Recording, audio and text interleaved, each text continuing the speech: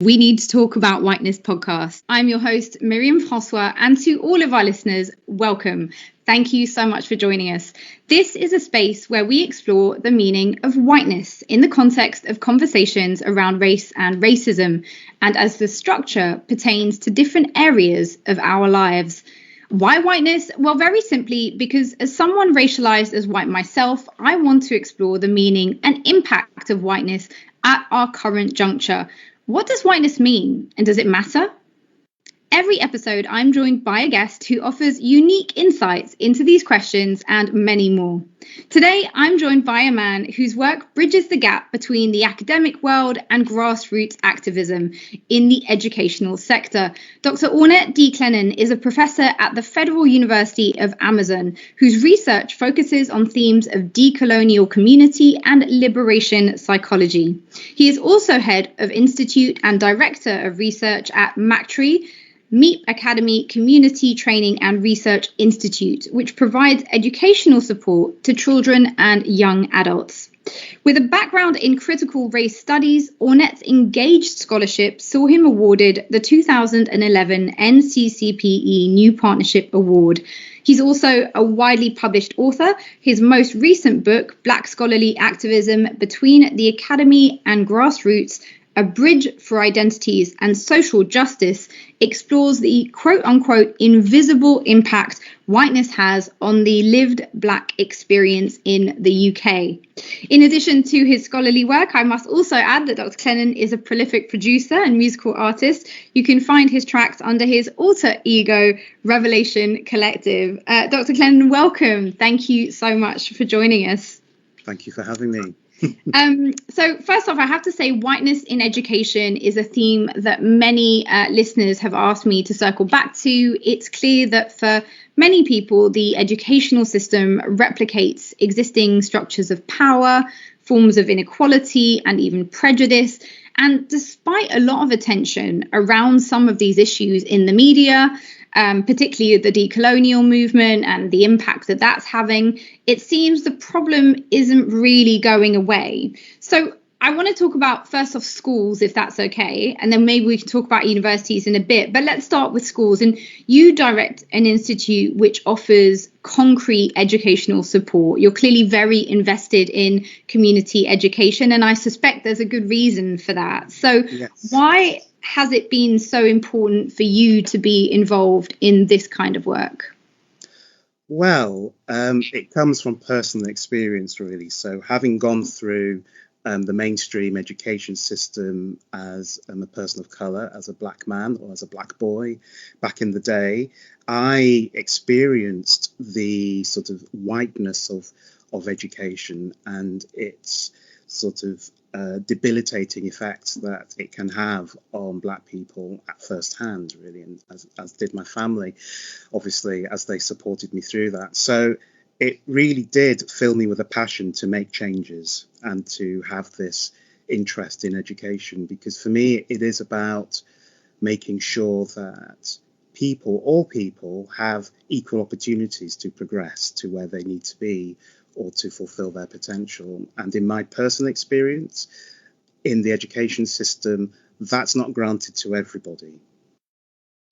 Yeah, and we can get into some of the stats, which I think, for anyone who hasn't followed this will be shocking, but anyone who follows this closely and has done for more than a minute will not be surprised. But I think the consistency of the problem is really where I really want to try and focus in on. It's like we keep talking about this and yet the problem doesn't really seem to be changing. So first off, maybe for people who are listening to this and who are saying, well, what is the actual problem? What is whiteness in mainstream education? What does it look like? How is it causing harm?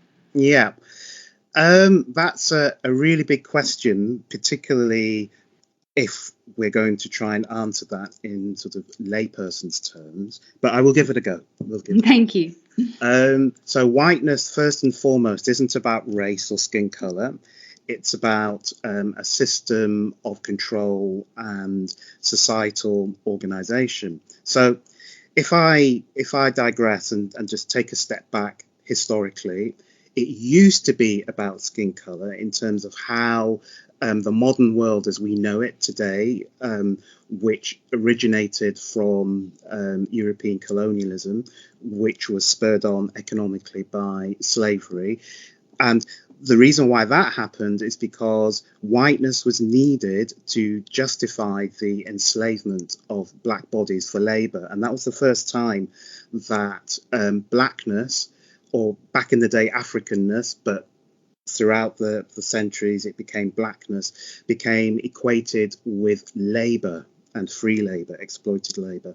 So whiteness back in the day enabled that to happen, and our institutions were built on whiteness and the profits of slave labor. But through the centuries, the market template for those relationships between those racialized as whites and those racialized as black, they've dissolved, and they're no longer as important as they literally were in their inception.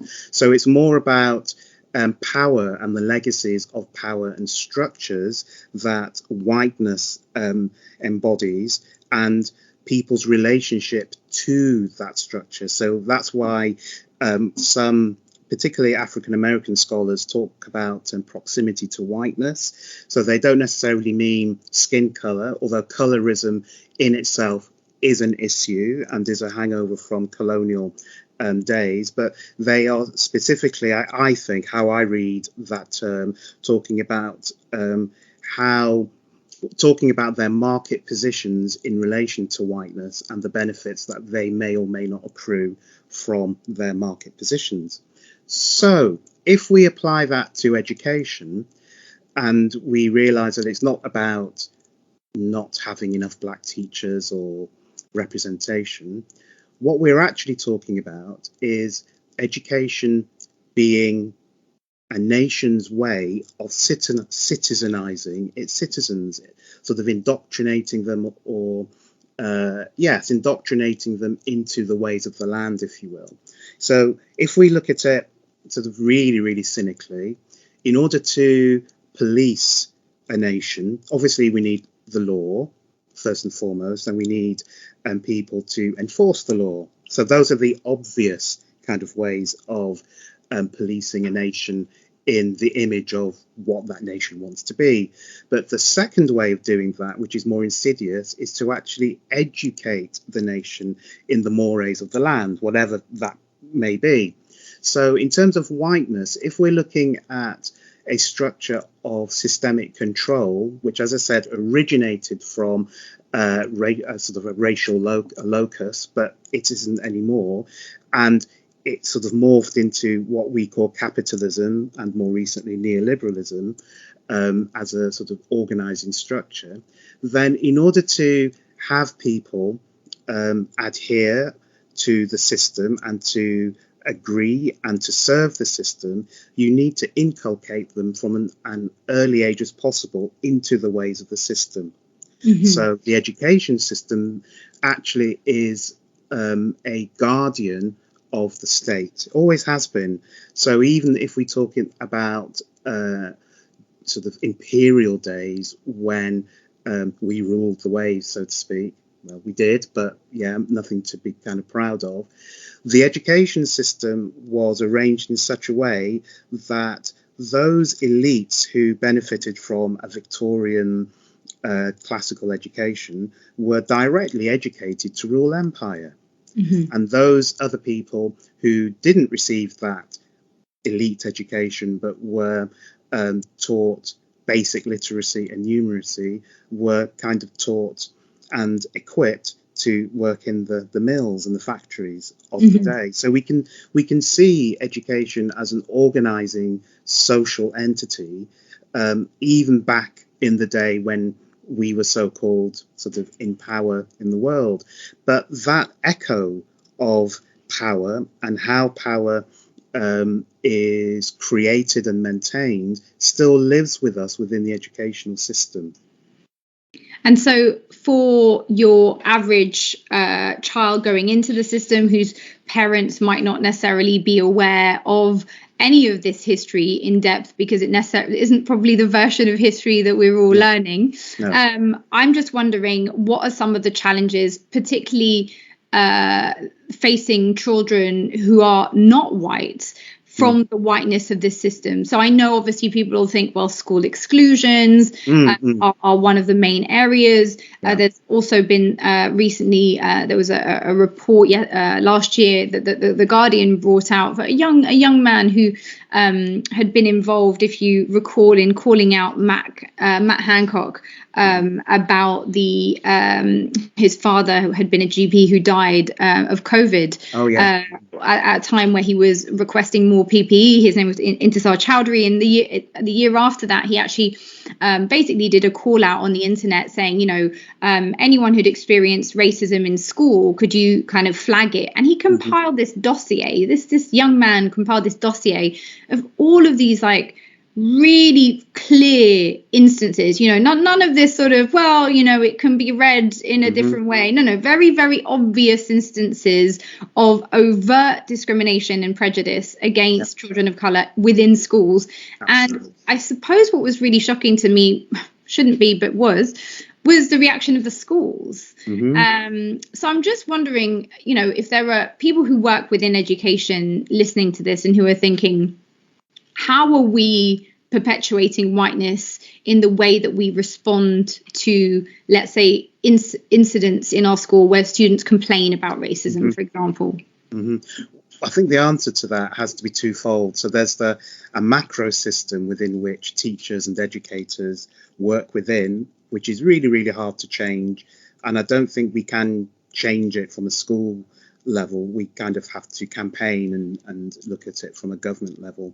But in terms of the macro system, we can, if we go back to the 80s when new public management was sort of instituted, basically where private companies were contracted to deliver elements of public services, and the sort of privatization agenda was created, and competition within that market was created.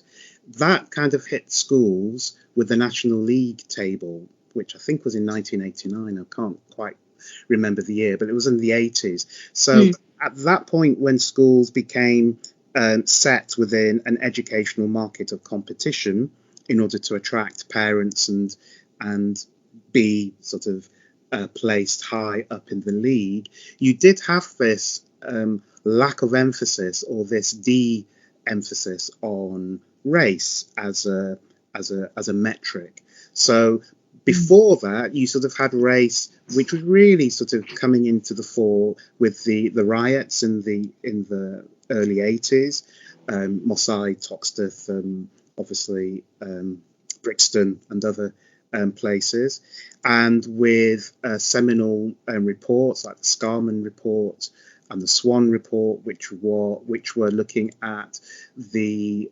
underachievement of, back in the day, they would call us West Indian children, and they did, especially in Scarman, admit to institutional racism within the schools. There was this whole thing around that West Indian children were as British as any other child, so they needed to be reflected in the then O levels and CSEs. So, it was quite a big thing and quite daring for that report to say.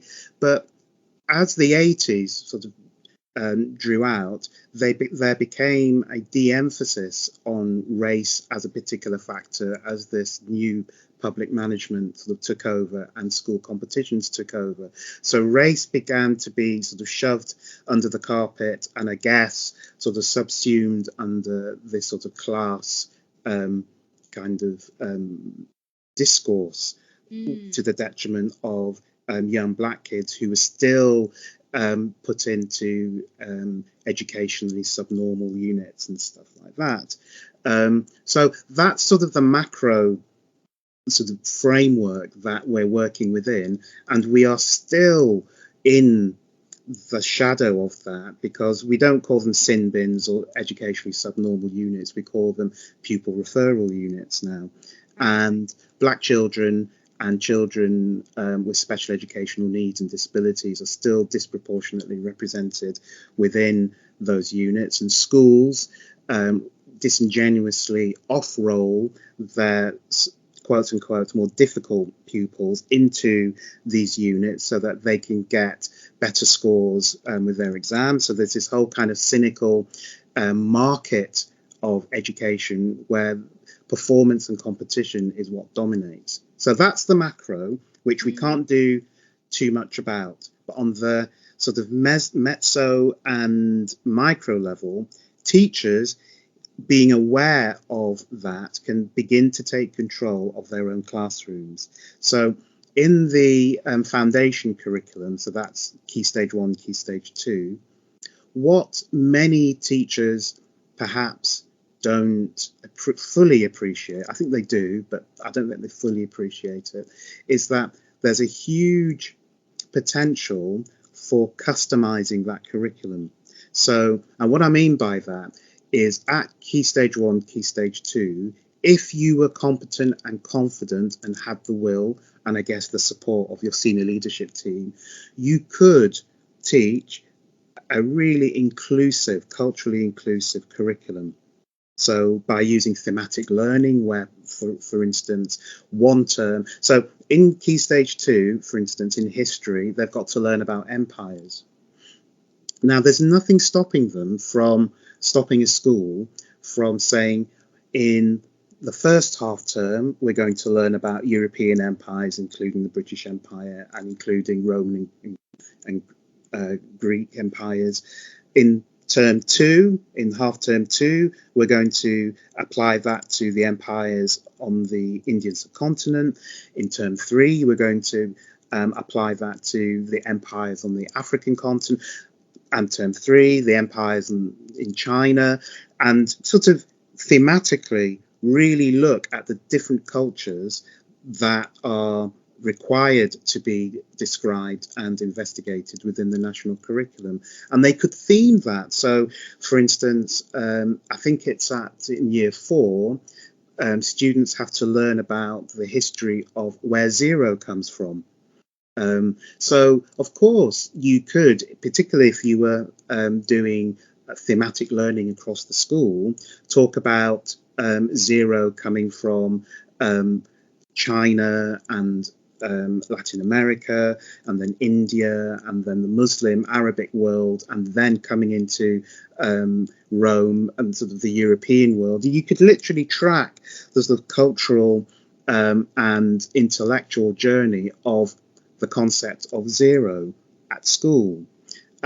So at Key Stage 1 and Key Stage 2 at the foundation level, there is that flexibility to really talk about cultural heritage away from we're going to celebrate Hanukkah, or we're going to celebrate Diwali, but really talking about where these cultures fit in terms of a world history. Now, Key Stage 3 going into GCSE, that's a bit harder because of the way in which subjects have been delineated within the curriculum, but definitely pre-KS3 that can be done. And for our non-UK speaking people, that's what age group are we talking about? Oh, sorry, yes. Okay. So KS2 is some 7-year-olds, KS1 sort of 4-year-olds, 4 or 5. Oh, wow. Yeah. KS3 starts when you're about 11, and then KS4 is when you're 15 and you're preparing for your GCSEs at 16. Okay, yeah. So at the primary level, so KS1 and KS2 are primary school, and then KS3, KS4 secondary school. At the primary level, there is immense flexibility and potential for not teaching a counter narrative, but teaching a more inclusive, accurate narrative of world history, because that's what it's about. So imperial education, which we kind of are in, is all about teaching a version of history that justifies the brutality that our past tells us we did, in order to assume the power that we currently have now. So it's about sanitizing, and it's about creating a synthetic notion of unity for this national consciousness. And it's education that kind of carries, that does the intellectual heavy lifting of this sort of sanitizing. So what I'm saying is that at primary school, the curriculum already has room for a lot of that sanitizing to be scrubbed away because of just the nature. But what stops primary schools from doing that primarily is teacher training. Yeah, so I was going to ask. Yeah. So in the 80s, teacher training consisted of, as well as the usual sort of pedagogical things to kind of study, but issues around cultural competency and the politics of race and discrimination. But because of this market move within the education sector that happened in the 80s, where schools are meant to be competitive, these issues have become sort of unpopular because these issues are messy and complex and really nuanced. And the market doesn't really do very well with nuance and messiness and complicatedness. So it's sort of shoved all of that under the carpet. So teacher training doesn't really have those elements as a focus anymore. So even say PGCE, which focuses on the primary PGC, postgraduate certificate of education, which is what teachers have to get, is that right? Yes, yeah. So when they graduate with their degrees, they have to do another academic year, 9 months, of a postgraduate certificate of education, and they can specialise in primary education or secondary education.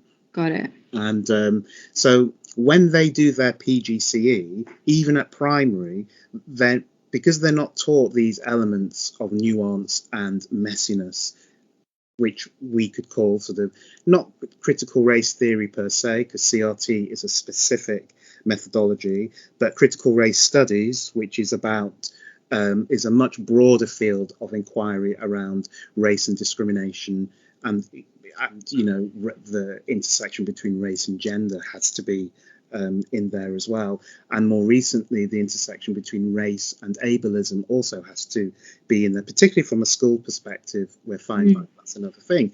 Then they're not equipped to have the confidence to explore these different cultures within the space that's afforded them in the foundation curriculum. So yeah, go on. Yeah. Well, so just listening to you, so there'll be a lot of presumably teachers or educators or people even who with children in the educational system listening to this who'll be thinking, well, if you're teaching the history of empire and you only teach about the empire of one part of the world, isn't that effectively a supremacist narrative? It's like only one group of people achieved, you know, so-called great things. And I say that so-called because obviously, you know, empires have caused huge harm in the world. But the narrative, of course, is like, look what was achieved, you know, Britain, you know, conquered, you know, what is it, 3/4 of the world. And so I'm just wondering whether, you know, we often, when we have conversations around whiteness and around race, there's a lot of resistance towards the idea of speaking of white supremacy. No, white supremacy is, you know, something the Ku Klux Klan do. It's something that, you know, the sort of skinheads of the old BNP would be involved in. But when you teach that one group of people are the only group of people that have achieved great, quote unquote, things, is that a supremacist narrative? It is. So white supremacy has two meanings. So the popular meaning in popular discourse is the Ku Klux Klan and the BNP, and that sort of overtly political form of white supremacy. But white supremacy in its more intellectual discourse is about Eurocentrism and the primacy of European or Eurocentric history and knowledge and thinking, which kind of permeates all institutions. And of course, that at the very tip of the iceberg can result in the BNP or the EDF or the Ku Klux Klan, obviously, but that's just the tip of the iceberg and poking out over the water.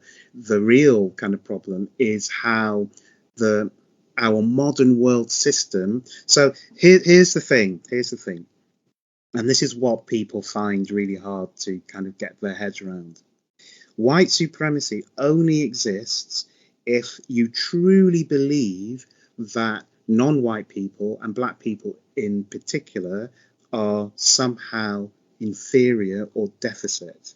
That's the that's the unpalatable underlying truth of white supremacy. Because if black people, and I know it's not just black people, it's people of color, but I'm going to specifically say black people in this sense because anti-blackness is a global phenomenon on all continents. Black people tend to be at the bottom of the pyramid on all continents. So if you truly believe that everybody's equal and black people are inherently equal to everyone else, black people inherently aren't deficit or have no deficits in particular areas no more than anyone else, then you can't feel superior.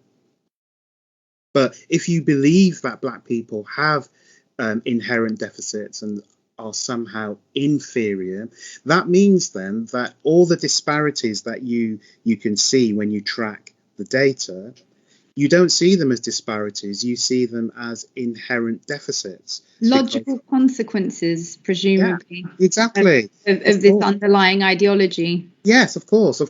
Yeah. Black boys underperform at school because they're not interested in education, because their parents aren't interested in education. Otherwise, they'll be pushing them a lot harder, ignoring the fact that many parents, when they came over from the Caribbean, were educated in not just a British but English school system, and who were passionate about education as a means of bettering their children's lives. So education in black communities is huge and important, which is why the supplementary school movement in black communities, which has been around for over 50 years, sprung up precisely because of this.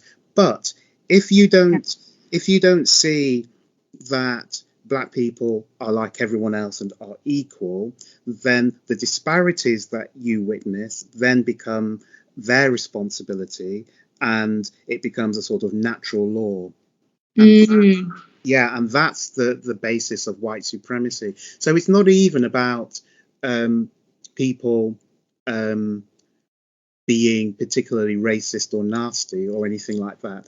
It's just about how the system of whiteness that we live in has educated everyone to fundamentally see certain people as inferior, because it then masks the fact that there are biases and discriminations that can be actively dealt with, but no one wants to deal with it. So that link is so important to emphasize, which is that the teachers themselves have been raised in an educational system which has centered European identity and therefore normalized the idea that European history, European ideas, European perspectives are the epitome somehow of human cogitation, that there isn't anything beyond really worth studying apart from in a peripheral way. And then of course when they enter the educational system, which is set up to replicate that model, we're then inculcating that to children. And I think the harm that does maybe to children who don't see their identities valorized, who don't see their identities upheld in a way that really shows respect for their culture, their history, their identity.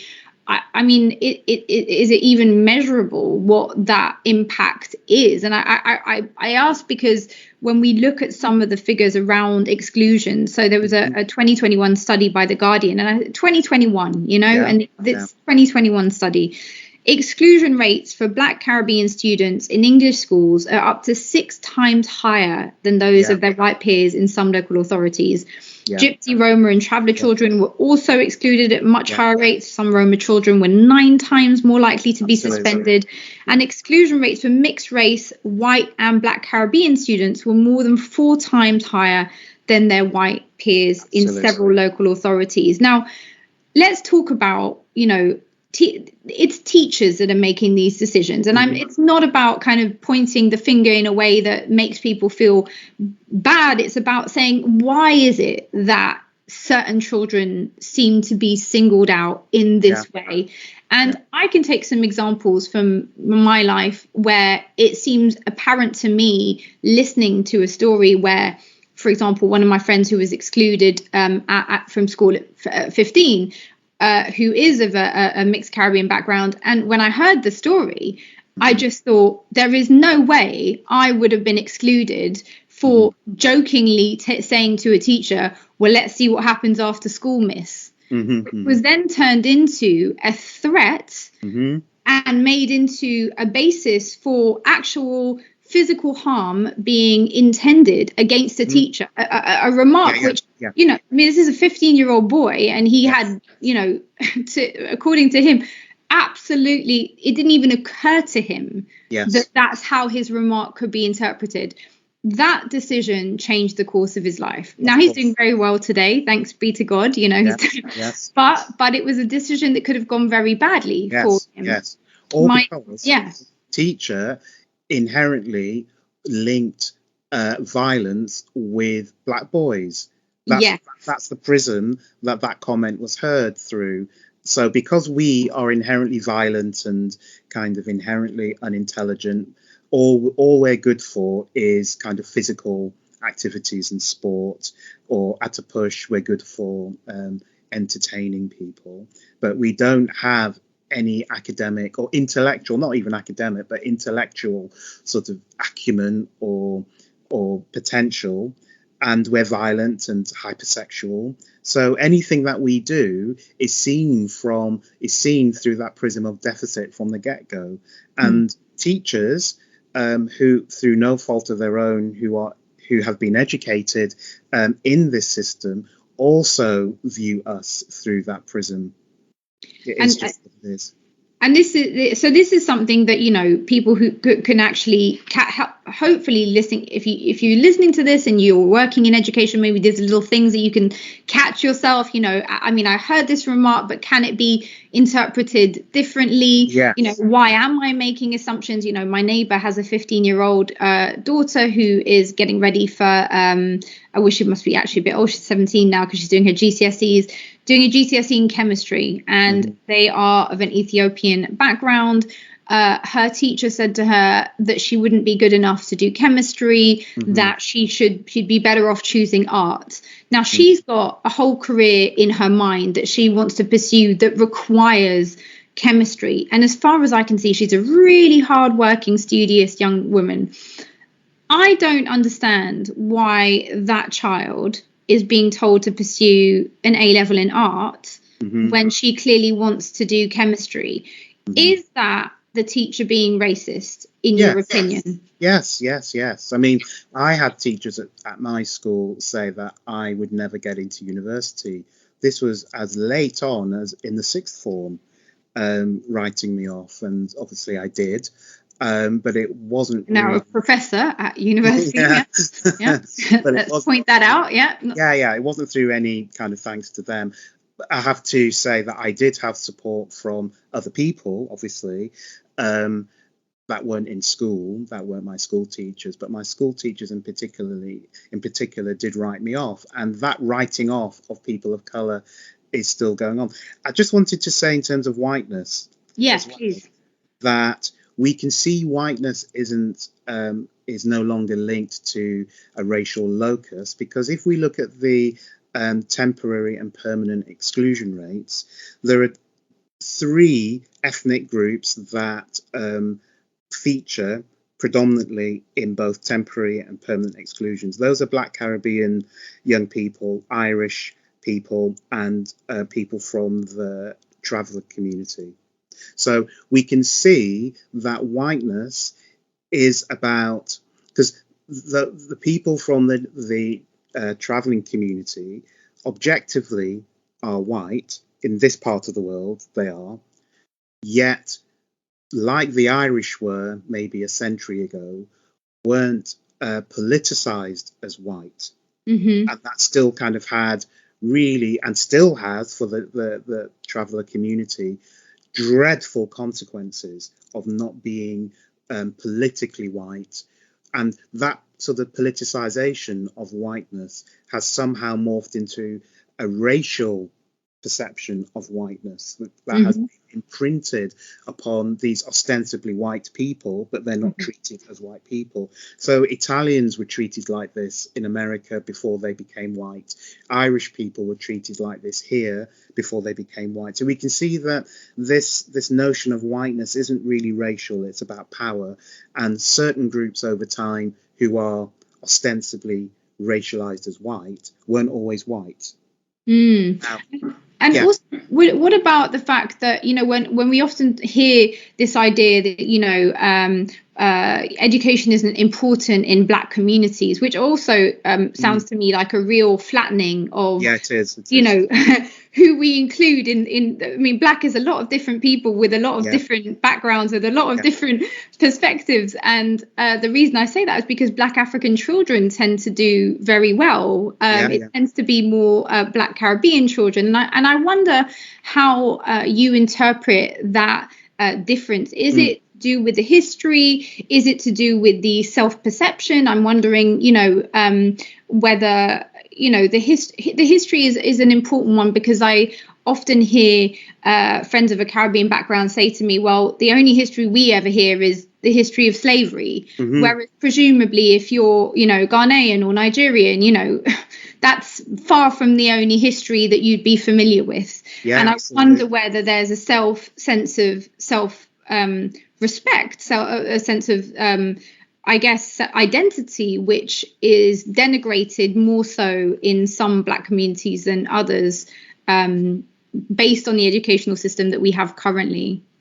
Well, from my point of view, I think that if we look at Caribbean people as, I guess, one of the first Black diasporas in a British context, so to become one of the first diasporas, we obviously had to be removed from our collective homeland, and that removal really means being removed from our kinship networks and our languages and our ancestral families.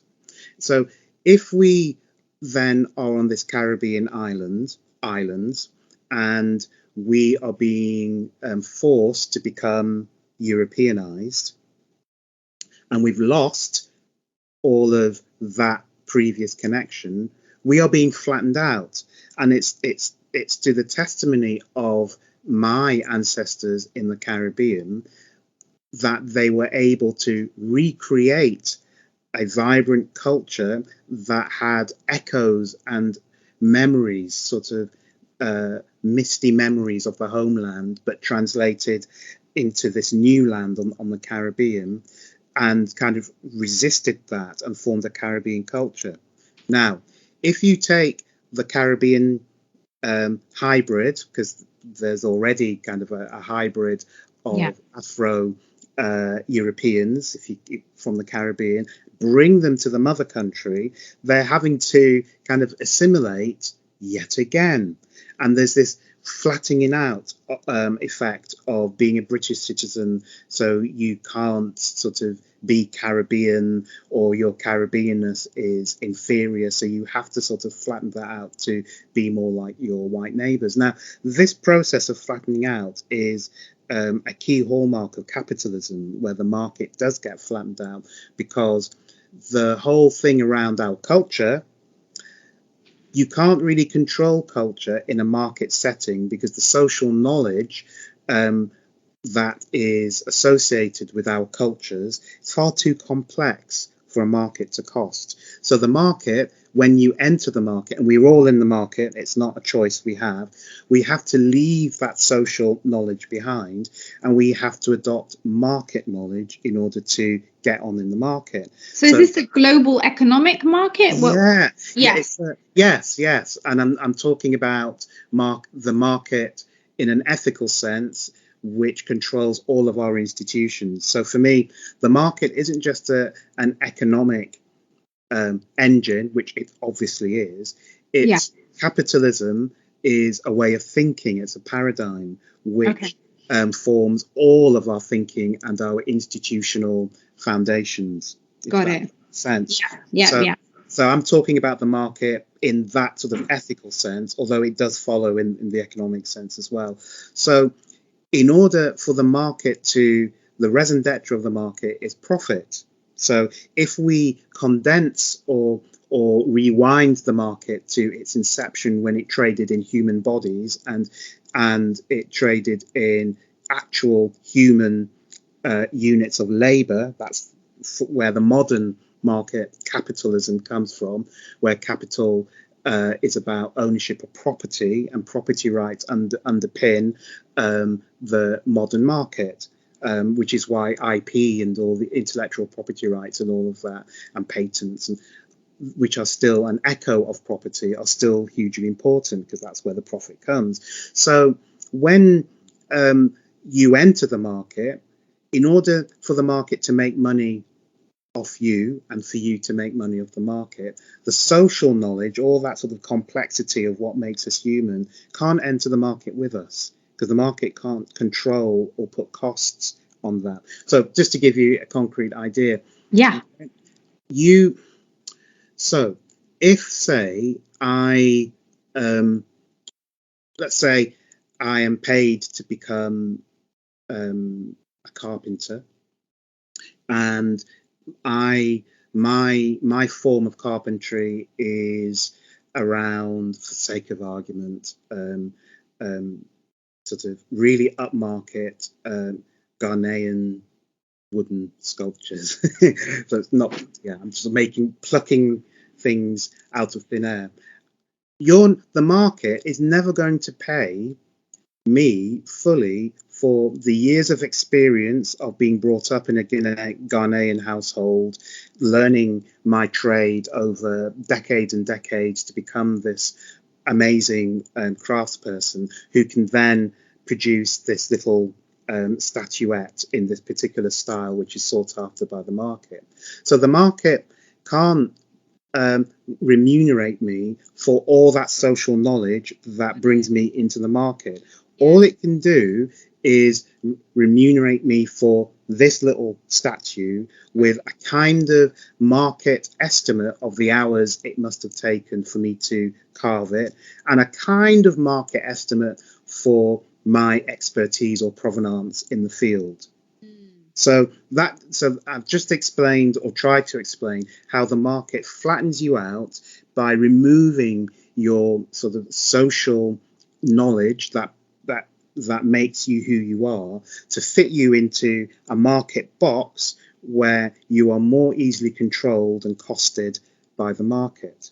Now, if we expand that sort of ethical model of the market to society, then that Caribbean hybrid Afro-European coming over to Britain, so they were already squashed by the market on the plantations, and then they're coming to the motherland where they're squashed again, so they're having to strip away even more of their culture just to fit in and to get by in this new market called Britain or England, for those of us who came here.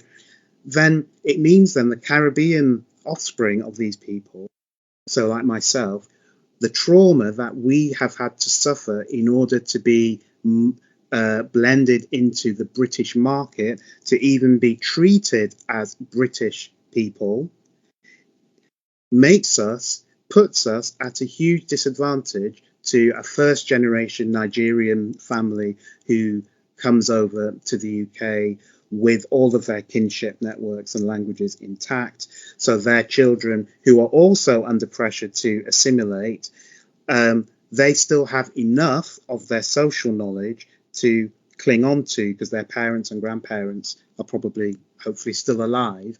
Whereas for us as Caribbean people, that's been stripped away and we've been flattened out. So we've become, in UK terms, almost sort of the neutral black people, because we share the religion of the dominant culture. We share the language of the dominant culture. We're not really seen as a threat. We're just seen as, well, the colonized, and that, so we're not a threat. Whereas newer or more recently arrived migrants, I'm not even going to call them immigrants, but migrants, they haven't been flattened out to the same degree as we have. Now, funnily enough, in South Asian cultures, what we're seeing is that in British South Asian cultures is that they are approximately 20 years behind us, because what they're now discovering with their young people today is that they're becoming really, really homogenized into Britishness, losing their languages, losing their values of respecting their elders and things like that. So you know, it is this homogenizing effect of whiteness in a British context that puts people at a disadvantage. And the reason why it does that, the system does that, is so that it can continue to exploit us colonially. So it's a form of domestic colonialism that has now been transferred from the colonies, which are now no longer, but we now have the echoes of those far-flung colonies actually domestically in the UK. So the education system, in order to educate people into the system for it to carry on working and exploiting, has to segregate people. So in a way, in a roundabout way, what I'm saying is that we live in a segregated society. So we don't really have official Jim Crow laws or apartheid. Obviously, we don't have that. But if you look at the disparities and the differences of outcome and the differences of treatment, so for instance, just to take a teaching model, as an example, you can have a group of mixed abilities.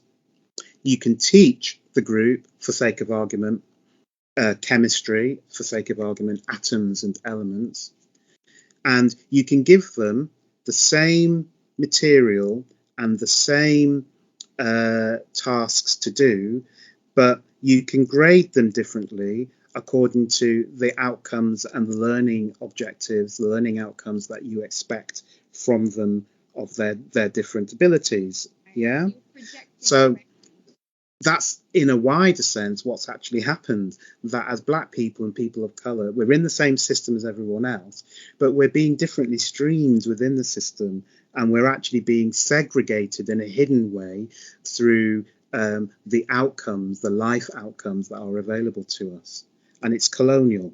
So that was a really long-winded way of saying we're still under colonialism. No, but yeah, I think it traces those continuities in a way that makes them really obvious, and importantly highlights them, so that hopefully people who are listening, who might be in positions where they might be perpetuating these things, can hopefully think about ways to challenge it in that setting. I wanted to ask you about so obviously I'm talking to you, it's Black History Month right now.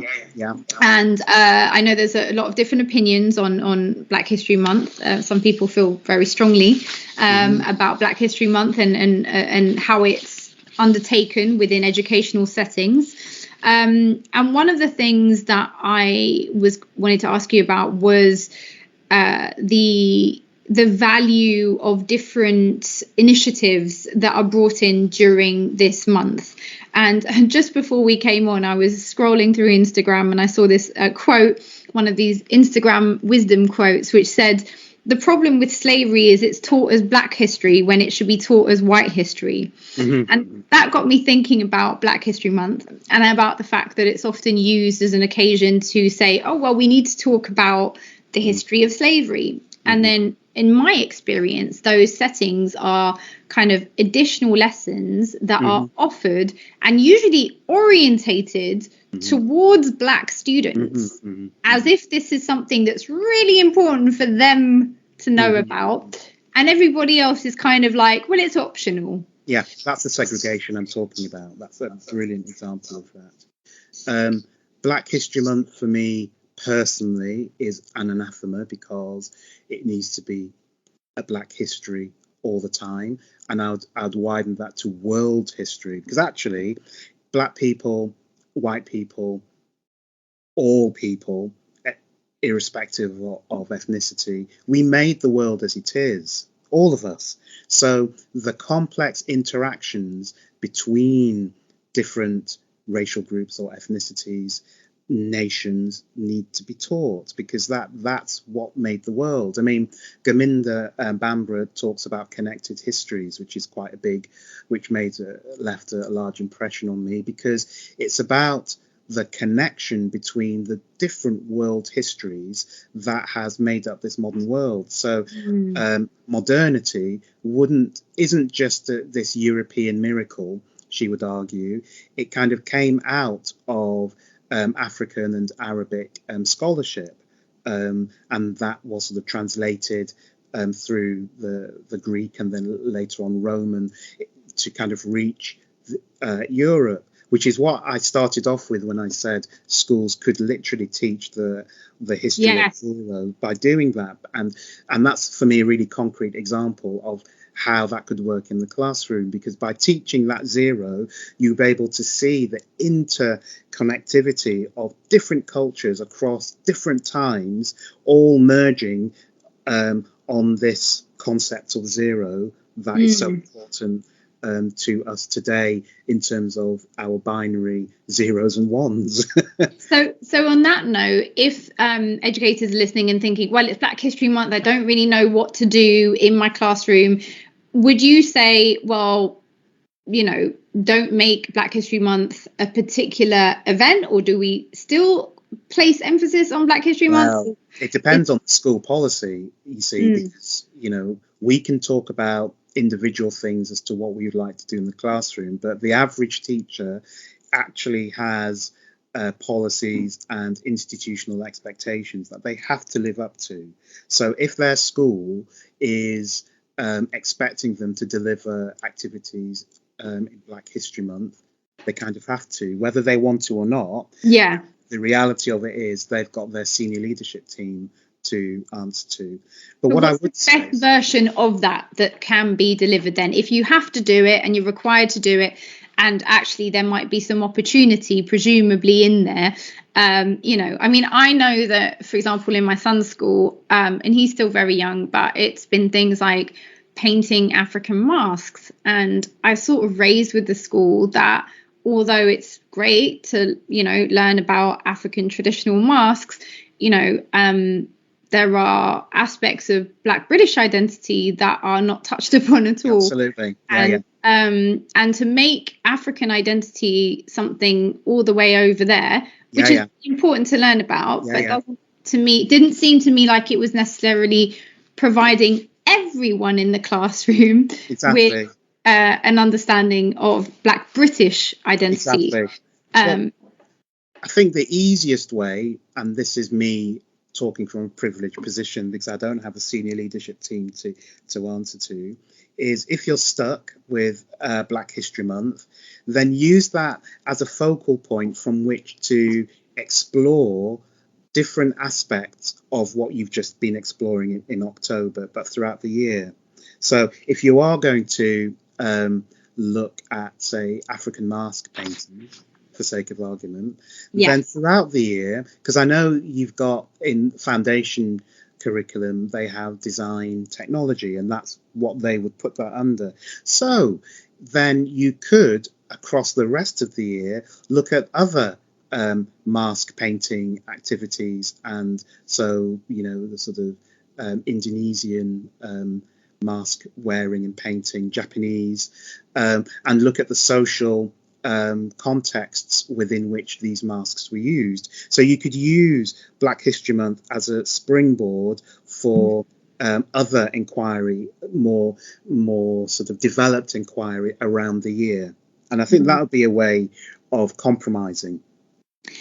Before we go to the quick fire round, which we are now overdue to get to, I just wanted to ask you, this is a hunch. Yeah. Where does music, if at all, fit into your personal resistance to whiteness? Right. So many moons ago, when I was a full-time musician and composer, and my PhD, which was in composition, a lot of my PhD was about social justice issues. So I wrote a piece around the Stephen Lawrence inquiry when it was reopened by Jack Straw in 1997. So that organ piece was called Tribute to Mr. King, because there was also the 1 Million Man March in Washington, which inspired me. So I wrote this piece about the 1 Million Man March in Washington, which I think was in 96, 95, and then the Stephen Lawrence inquiry in 97. I wrote a string quartet called What Will Happen to That Beauty? No, What Has Happened to All That Beauty, which was taken from a line from James Baldwin's The Fire Next Time, where he's writing a letter to his nephew about the civil rights injustices in America and how debilitating and soul-destroying it is. And then he says to his nephew, what has happened to all that beauty? So in my string quartet, I wrote What Will Happen to All That Beauty as a sort of continuation of that discussion. So music for me, music making has always been political. In my undergraduate years, I studied ethnomusicology, which really opened my ears to music from around the world, particularly West African percussion, Tibetan throat singing and overtone singing, and Hindustani South Indian classical music. So my compositions have always been influenced from outside the West, or taking inspiration from black cultural art forms like jazz or soul. And I suppose I was also partly asking because it seems to me that academia, which in a European context is, where thought is developed, where intellectuals live, it's where, any philosophy and ideas exist. But actually that in itself is a very Eurocentric perspective, because actually the existence of wisdom throughout time has not been solely the purview of people who sit in libraries or universities and read books.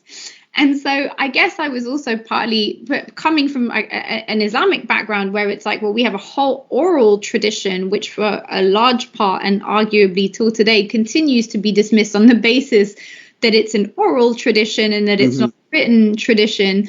I'm always conscious of the fact that there is so much of what we call wisdom and intellect and philosophy that's contained in other mediums that are either dismissed or denigrated. Absolutely. In my opinion, as part of how whiteness operates. It is, because what you've just described was the market, in an ethical sense, the market tendency to fragment. So do you remember I was talking about stripping away the social knowledge and culture in order to enter the market?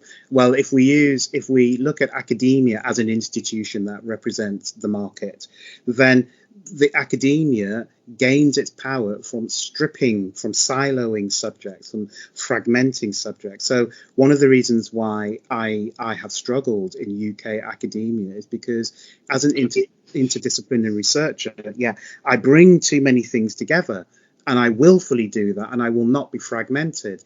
But from an academic point of view, so if you're talking about the research excellence framework, which you kind of have to be sort of nominated in your department to participate, you're not going to find favour with your management team if you're an interdisciplinary researcher that really has their influences in different disciplines, and you kind of synthesize that to form that sort of the knowledge formed by the connections, not the knowledge formed by the actual things, but it's the connections between those things that form new knowledges and new perspectives. And academia, as one of the main players in the ethical marketplace, works against that by fragmentation. So people with my so for instance, as a musician, as a composer, it's been really hard for me in academia to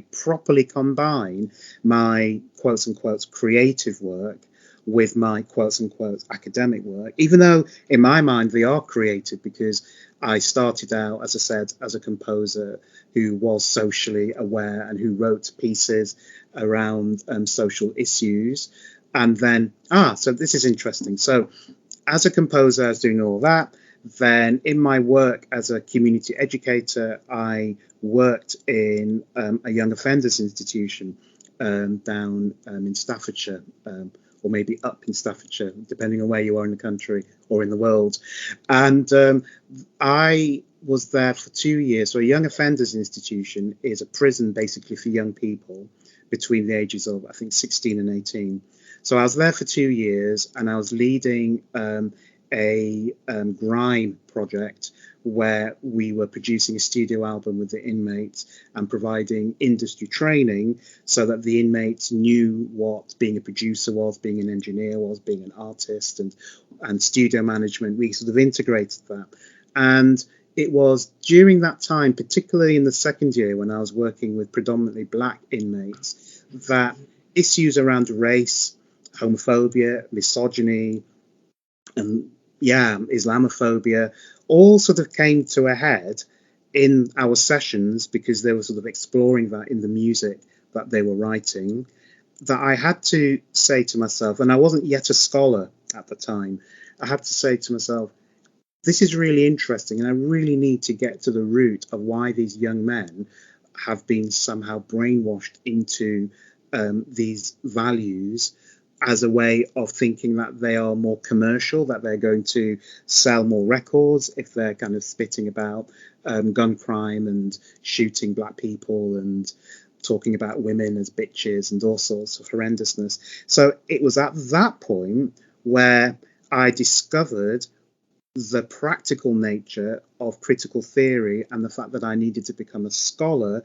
to actually help the young men make sense of their experiences through critical inquiry.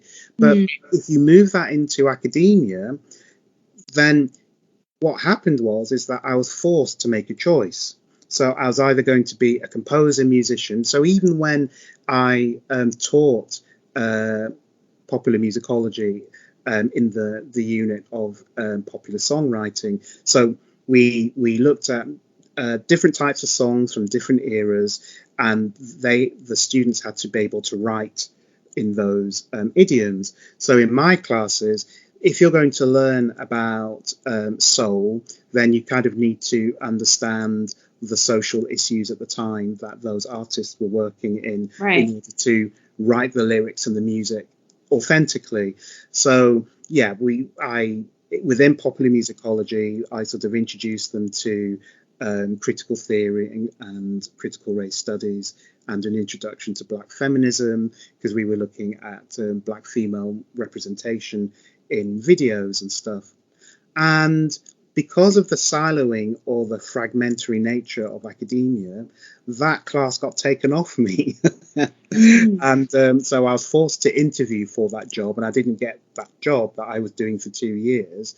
And the person who got that job, they didn't really go into the social and to the critical theory elements that I did. So when I left that department, I was then sort of forced through circumstance to not integrate, and I really tried. So even as recently as 2015, I was doing a project with the BBC with some young people that was looking at media representation of young black people, and my department didn't even support that project, even though it was part of the humanities festival that we have for universities. I still got astoundingly locked out of the institution because of the combination of disciplines that I was combining.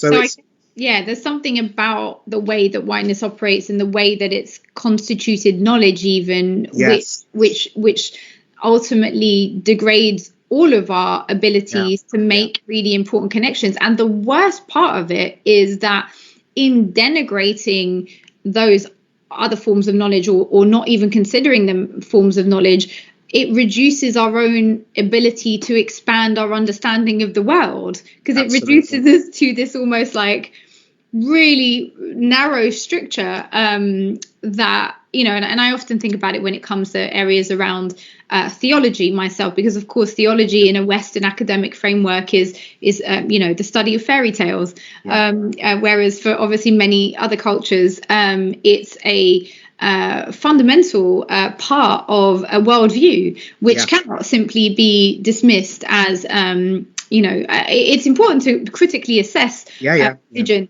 but certainly to sort of silo it off as a sort of a mere fairy tale paradigm that was used to justify the functionings of society, I think can be quite reductive to understanding how people have made sense of the world historically. But anyway, we could talk all evening, I'm sure, about these things. Let's get to the quick fire rounds. Very briefly, your definition of whiteness in a nutshell. A system of power, hierarchical and social ordering. What is the root of racism? The sincere belief that black people are inherently inferior to white people. What is the opposite of whiteness? I would say blackness, only because blackness is an artifact of whiteness. I'm sort of paraphrasing Fanon. Is there such a thing as a post-racial world in your view? No. And so presumably, is that ideal ever achievable or desirable? It's only achievable if we change the current paradigm that we are in. So we can't achieve it within a capitalist neoliberal paradigm, because it was set up on race. Racial capitalism is really what it should be called. Is whiteness a useful conceptual tool in conversations on anti-racism? Yes, it is, because whiteness is a universal applied to humankind. So a big example of that is the UN Declaration of Human Rights in 1948, which was opposed by some of the Arabic countries, and they sort of came up with their own sort of version. So this universal tool, this universal concept of humanity becomes invisibilized, and everyone's judged by that. And because it's invisibilized, very few people are aware of it happening.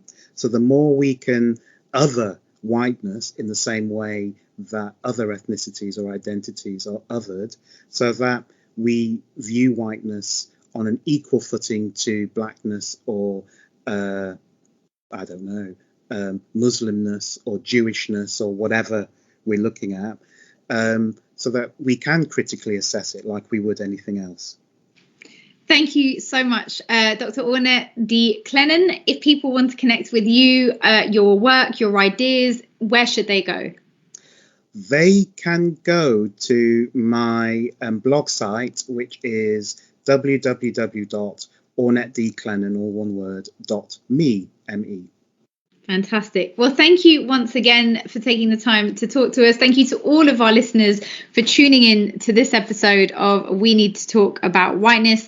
Please do subscribe on iTunes, Spotify, or SoundCloud, and join us next time for more conversations on whiteness.